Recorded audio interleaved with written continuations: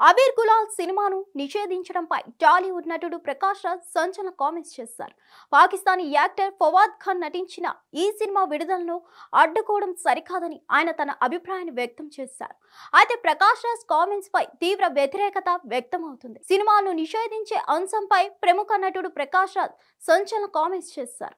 ఒక సినిమాను నిషేధించడం అంటే భావ ప్రకటన స్వేచ్ఛకు ముప్పు వాటిల్లినట్లేనని ఆయన పేర్కొన్నారు. ఈ రోజుల్లో చాలా చిన్న విషయాలకే ప్రజల మనోభావాలు దెబ్బతింటున్నాయి. ఈ వాతావరణం ప్రమాదకరంగా మారింది. అబీర్ గులాల్ మూవీనే కాదు, ఏ సినిమానైనా నిషేధించడాన్ని నేను వ్యతిరేకిస్తాను. పాకిస్తాన్ నటుడి సినిమాను ఇండియాలో బ్యాన్ చేయడం నాకు సరిగ్గా అనిపించడం లేదు. ముందు సినిమా రిలీజ్ చేస్తేనే కదా మన ఆడియన్స్ పాక్ నటుల సినిమాలు చూస్తారా లేదా అనేది తెలుస్తుంది. రిలీజ్ చేసి ఆ ఫలితాన్ని వారికి వదిలేస్తే మంచిది. అంతకు మించిన అశ్లీలత, పిల్లలపై వేధింపులు ఉన్న చిత్రాలను మినహా వేటిని నిషేధించకూడదని ప్రకాష్ రాజ్ వ్యాఖ్యానించారు. గతంలో ఇదే కారణంతో పలు వివాదాలు ఎదుర్కొన్న పలు సినిమాల గురించి కూడా ప్రకాష్ రాజ్ మాట్లాడారు.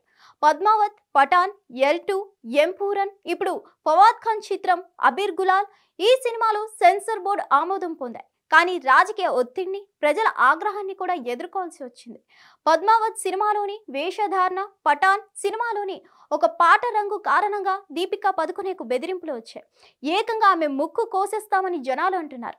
ఇది కేవలం వారిపై కోపం మాత్రమే కాదు, బాగా ప్లాన్ చేసిన వ్యూహమని నా అభిప్రాయం. కొంతమంది భయానక వాతావరణాన్ని సృష్టించాలనుకుంటున్నారు. సెన్సార్ బోర్డు ఆమోదం పొందినప్పటికీ 2002 గోద్రా అల్లర్ల చిత్రీకరణ కారణంగా వివాదాన్ని ఎదుర్కొంటున్న చిత్రం L2, ఎంపూరన్. దీంతో నటుడు మోహన్ లాల్ క్షమాపణ చెప్పాల్సి వచ్చింది. అలాగే కొన్ని సన్నివేశాలను తొలగించారు. దీనిపై కూడా స్పందించారు ప్రకాష్ రాజ్.